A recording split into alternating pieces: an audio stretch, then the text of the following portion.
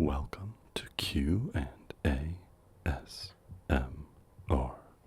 Hello, I'm glad you can make it. These questions are brought to me by listeners like you. Please sit back, relax, and enjoy. Our first question comes from me. Which would take longer, a road trip through the capitals of Europe or a road trip through all their namesake locations in the US? Alright, so I'm cheating a little this week. I actually had this thought a few years ago and actually looked into it just for myself. Now that I have a platform for sharing weird and interesting things, I thought you might enjoy it too. Before we get too into it, let me clarify the question a little bit. This make-believe trip will not visit every capital of Europe, only the ones that also have a town or city or village or whatever in the US that also has that name. Sometimes those names are exactly the same, like Madrid, New Mexico, and sometimes they are just a little different, like New Prague, Minnesota. We may also need to talk about the difference between a town and a township before we get started as well. I learned this pretty quickly while doing this research, so why not share it with you? In the US, at least, a town in this comparison is the physical location with shops and a main street and all the things you think of when you think of a town. A township here is the surrounding area encompassing all of the land and homes, usually around a town. A township can be thought of as a subdivision of a county, which is itself a subdivision of a state. It is just the US's way of breaking down large areas into smaller and smaller chunks to make them more manageable for local governments. Except, in some states, townships are just towns. Anyway, here are the European capitals we are not passing through. Andorra la Vella, Andorra. Bratislava, Slovakia. Bucharest, Romania. Chisinau, Moldova. Helsinki, Finland. Kiev, Ukraine. Ljubljana, Slovenia. Minsk, Belarus. Monaco. Podgorica, Montenegro. Pristina, Kosovo. Reykjavik, Iceland. Sarajevo, Bosnia and Herzegovina. Skopje, North Macedonia. Tallinn, Estonia. Tirana, Albania. Vaduz, Liechtenstein. Valletta, Malta. Vatican City. Vilnius, Lithuania. Zagreb, Croatia. Alright, let's begin. For the European version of this trip, we'll be covering basically the entire width and breadth of Europe. As a disclaimer, I did plan this out during the COVID-19 lockdowns in 2020, before there was a full-scale invasion into Ukraine by Russia. So, some of these roads may no longer be safe to travel. Anyway, because of Europe's shape and the many waterways we'll have to cross to drive to all of these capitals, I decided to start the journey in Dublin. There is a ferry that will take vehicles across the sea into the UK, so we can drive down into London from there. London has a few ways to get cars across to mainland Europe, so we hit Brussels and Amsterdam with ease, and are on our way to Berlin. From Berlin, we head north to hit Copenhagen, which does have roadways we can use to cross into Sweden, to swing by Oslo, then over to Stockholm. From there, another ferry takes our car across the Baltic into Riga. This is the closest we'll be to Moscow, so we make a very long drive across and into Russia, only to turn right back around and drive back to Warsaw. We continue on west to Prague, and then make a nearly straight trek south by southeast through Vienna, Budapest, Belgrade, Sofia, and Athens. From Athens, we head west again to our third and final ferry ride of the trip, taking us across to the heel of Italy's boot, so we can drive up through Rome. We continue northward, stopping by San Marino on our way to Bern, and then Luxembourg. On to the last stretch now, we hit Paris to the west, and then finish out in the Iberian Peninsula with Madrid and Lisbon According to Google Maps, at the time I did this research, that route would take you roughly 168 hours to drive, assuming you drove continuously the entire route. That's, oh wow, exactly 7 straight days of driving. Here is what that route would look like according to maps. Okay, to compare properly, here are the states that we will not have to stop in to complete our American version of this trip. Alaska and Hawaii, somewhat obviously, Rhode Island, South Carolina, Colorado, Wyoming, Utah, Nevada, Arizona, and Washington. So, there are quite a number of ways we could start our journey across the U.S., but I chose to start in the northeast in Stockholm, Maine, somewhat near the Canadian border. From there are just too many stops for me to take you town by town. For some perspective, we will stop 8 times in Maine, 4 times in New Hampshire, 3 times in Vermont, once in Massachusetts, twice in Connecticut, 11 times in New York, 4 times in New Jersey, 9 times in Pennsylvania, once in Delaware, 3 times in Maryland, 5 times in Virginia, 3 times in West Virginia, 3 times in North Carolina, 7 times in Georgia, 4 times in Florida, 4 times in Alabama, 4 times in Mississippi, 5 times in Tennessee, 7 times in Kentucky, 16 times in Ohio, 9 times in Michigan, 11 times in Indiana, 7 times in Illinois, 14 times in Wisconsin, 10 times in Minnesota, 3 times in North Dakota, twice in South Dakota, 8 times in Iowa, 3 times in Nebraska, 5 times in Kansas, 11 times in Missouri, 4 times in Arkansas, 5 times in Louisiana, once in Oklahoma, 7 times in Texas,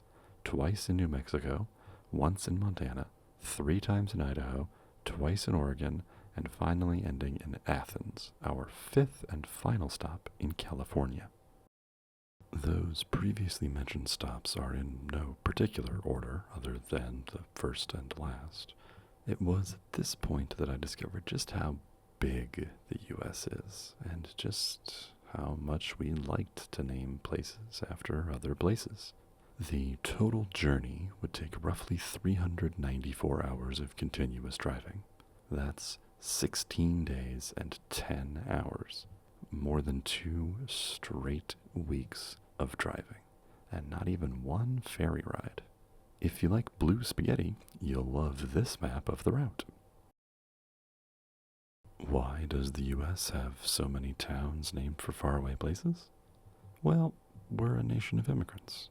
When we first came to this place, we missed our homeland and wanted to make this new place feel like the old place. Small communities of non-English settlers founded towns surrounded by the numerous English settlers, and they started to name them Berlin, Paris, Amsterdam, Warsaw, and so many more. Thanks so much for listening to my hypothetical road trip. I did ultimately do trips for the capitals of every continent, so if you'd like to see those too, leave a comment down below. Our next question comes from Caesar. What's a polyomino? Hey, that's another one I kinda know. Polyomino is a fancy word for advanced dominoes. Long-windedly, polyomino refers to any shape that has been made out of smaller, equal-sized squares arranged edge to edge. When you replace poly with a number, you get a specific subset of these shapes. Tetrominoes are made from 4 smaller squares, tetra meaning 4. You may recognize these shapes as the standard Tetris pieces.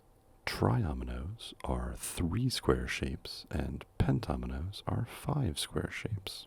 You are likely to run into these shapes in board games like Blokus or Patchwork, where you might actually see them referred to in the rules as a polyomino, since they use multiple sizes and shapes.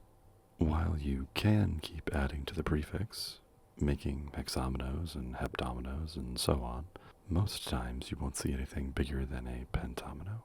Additionally, you can keep reducing the prefix down to domino for 2, but there really isn't a good word for singular mino. Monomino? Thanks for that great question. This question comes from Z Swan. Why are all the planets named for Roman gods? Oh, an excellent question. I guess I've never really thought about that before, but yeah, other than Earth and Uranus, all the other planets are gods from the Roman pantheon. Let's find out why that is. I guess we can go in order and start with Mercury. Historically, Mercury was known by different names depending on when in the day it was seen, but long before they knew it was in fact a planet. The evening star had one name and the morning star had another. By around 350 BC, the ancient Greeks had figured out that these two stars were actually the same, and began referring to it as Stilbon, meaning twinkling, or Hermes, for its fleeting nature. The Romans would later go on to name it Mercury, who they equated to the Greeks' Hermes, because it was the fastest planet moving through the sky. Next up is Venus, and I suspect the beginning of a pattern. I could not find as many details on the origins and evolutions of this planet's names, but that may be due to Venus's visibility in the night sky, as it is quite bright, being observable by the naked eye in some cases. Many cultures had been observing and tracking this star's movements going as far back as the Sumerians. The Sumerians named it after Inanna, a goddess of war, love, and fertility. This goddess, and by extension the naming of the planet, was the basis for the Greek goddess Aphrodite, who in turn was the basis for the Roman goddess Venus. Earth, one of the few non-Roman gods, was named for an Old English word, Yortha. This was a translation of the Latin Terra and the Greek Gaia, both of whom were gods in their respective pantheons.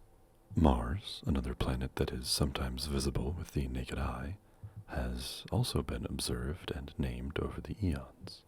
The Sumerians called it Nergal, the god of war and plague. The Greeks referred to it as Pyroes, translating to something like you are burning, or more commonly, Ares. Shockingly, the Romans then named it after their version of the god of war, Mars. The planet's reddish hue gave it the association with death, war, and violence, hence the using of the war gods' names. Okay, now on to the gas giants.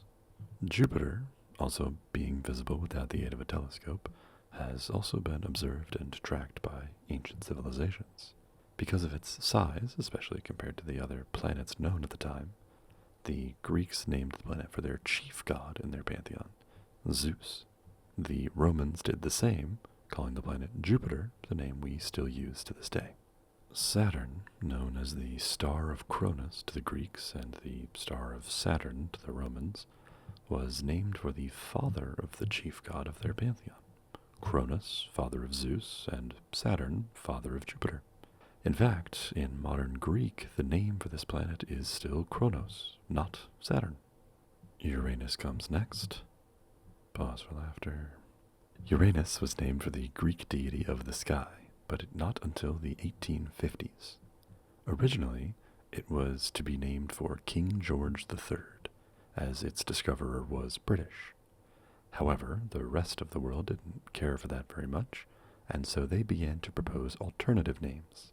Eventually, the astronomical community decided on Uranus, making it the only planet named for a Greek god rather than its Roman counterpart. Finally, at least for the gas giants, we reach Neptune. This planet, discovered in 1846, was named Neptune for its blue, ocean-like coloration, and to keep the nomenclature the same across all planets. The original discoverer, a Frenchman, wanted to name it after himself for a time, but much like the non-Brits with Uranus, those outside of France were not keen on using his name. And while I know that it has been demoted to dwarf planet, Pluto still holds a special place in my heart, so we can talk about that one too. Pluto, discovered in 1930, was named by the staff of the Lowell Observatory, the place where the planet was discovered. They received hundreds of name suggestions after their announcement of the discovery and quickly whittled the list down to 3: Minerva, Cronus, and Pluto. Minerva was quickly thrown out as it had been recently used for the naming of an asteroid. Cronus was being promoted by an unpopular astronomer of the age, and would have doubled up on the Saturn-Cronus thing. So, by unanimous vote, Pluto was chosen. The astronomical authorities were notified immediately, and after they approved the name as well, Pluto's name stuck. Now, as you've seen, the names of planets can be changed culture to culture. These are just the English names, many of whom are directly translated into other languages.